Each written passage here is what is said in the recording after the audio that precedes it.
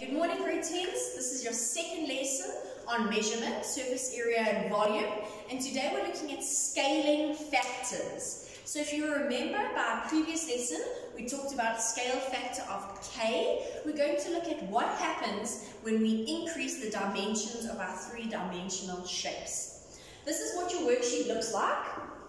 And it first talks about what happens when you change all three dimensions, when we're dealing with surface area.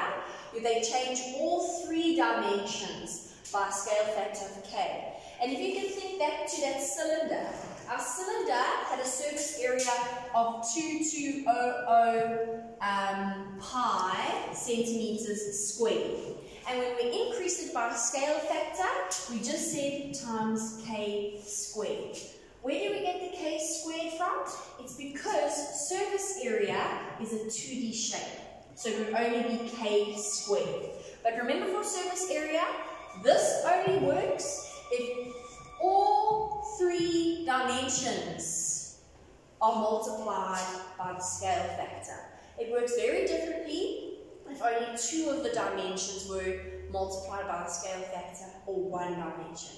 That you would then have to go and work straight out. But if all three are increased by the scale factor for surface area, we just multiply the original surface area by the scale factor squared. Then we're going to look at volume, and you can go and look and read this table if you want to, but I'm going to show you with some cubes how this works. So looking at scale factors, imagine I give you this cube. I'm pretending it's a cube. It's a rectangular prism, also called a cuboid. And it's got three dimensions, if you can agree. It's got the original rectangle, length by breadth, and then it's got the third dimension, the height, which makes it into a 3D shape. Now let's pretend that this rectangular, or this cuboid, this rectangular prism, we're pretending, for pretend's sake, has a volume of 1 centimeter cubed, or 1 unit cubed. Let's not even say 1 centimeter cubed. This one block has a volume of 1 unit cubed. Right. Now say I increase one dimension.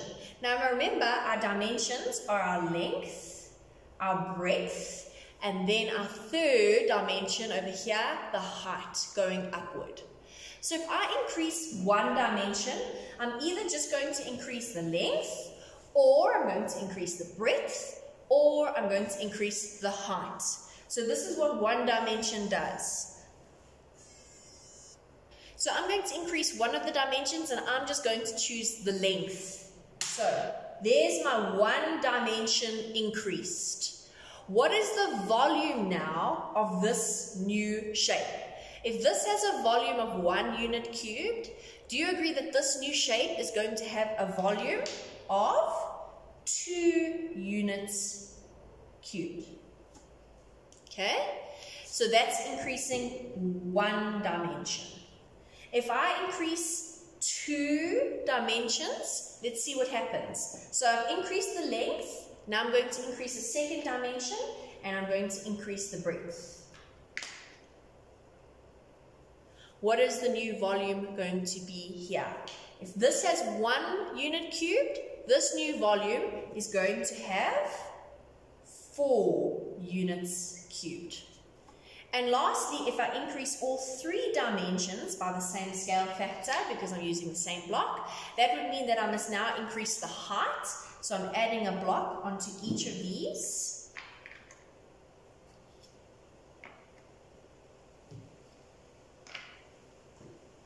And in total, how many blocks encompass this shape?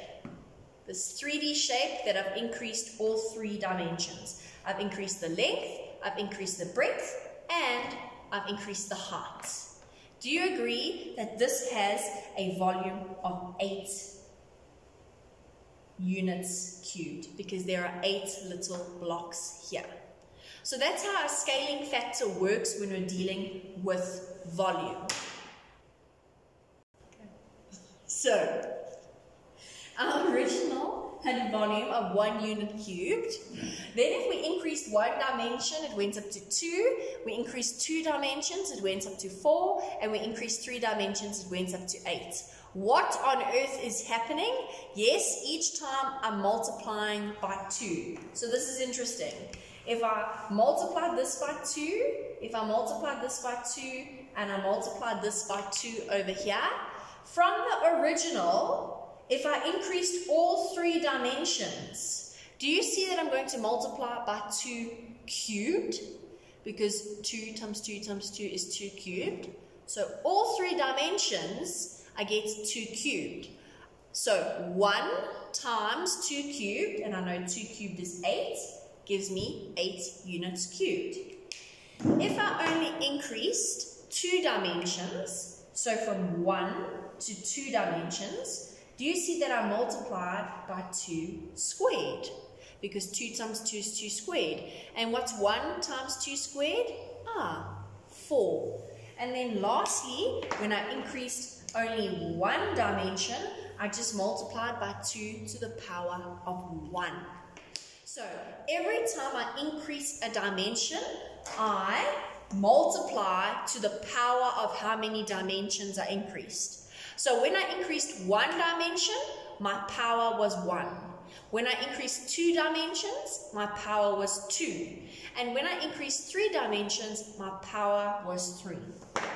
My last question to you is, how come is it 2 to the power of 1 or 2 to the power of 2 or 2 to the power of 3? And I'm going to show you why.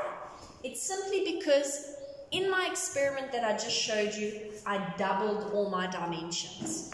Here was my original block and I just doubled the length, right? If I had tripled the length, look here, my original would be 1 unit squared, but now if I've tripled 1 dimension, it's 3 units squared. How did I get that? I times it by 3 to the power of 1. So that means if I tripled 2 dimensions, it would look like this. And what would I multiply the original by? 3 to the power of 2. Right? And 1 times 3 squared is 9 units squared. And how many blocks do we have here? Oh, tripled. Sorry. Must mean I must add on 3 blocks going across. I'm missing a block. Sorry. But how many blocks do I have? 9 units cubed. So if I triple a dimension, it's 2 to the power of however many dimensions you increased. If I doubled dimensions, 2 to the power of however many dimensions you increased. And that always works for volume. So the example says the surface area of a cube is 2,400 centimeters squared and the volume is 8,000 centimeters cubed. Determine the surface area and the volume of the cube formed if the dimensions, and I'm going to say all the dimensions of the original cube, are multiplied by a scale factor of 3. So what does that scale factor of 3 tell me? It means I'm tripling all the dimensions. If my scale factor is 3, it means it's tripled. They could say k equals 3, which means your scale factor is 3. So what do we do with our surface area? We take our original surface area, which is 2,400, and I multiply it by 3 squared. Why? Because it's surface area, and surface area deals with 2D shapes. I multiply it by 3 squared to the power of 2. So I've got 2,400, and I multiply it by 9, and I end up with 21600 centimeters squared. If I'm doing volume, now let's do volume individually. Let's say our original volume is 8,000 centimeters cubed. If we increased 1 dimension, we're going to take our volume and we're going to multiply it by 3 because we've tripled it to the power of 1. So that new volume, 8,000 times 3 would be 24,000 centimeters cubed. If we tried 2 dimensions with this, we would take our original volume and we would multiply it by tripling to the power of 2. So in other words, we're taking 8,000 and we're multiplying it by 9. And we end up with 72,000 centimeters cubed. But this is what our question asked. All 3 dimensions were increased. We have a volume of 8,000 and we multiplied by 3 because it was tripled to the power of 3. So we take 8,000 and we times it by 27 and we end up with 216,000 centimeters cubed. And that's the answer they were looking for, but I just wanted to show you how it would work if they did 1 dimension, 2 dimension, or 3 dimensions. Okay kids, now you know, that's how someone was imitating my voice now. Grade 10s, you're now going to go and do exercise 2 for homework.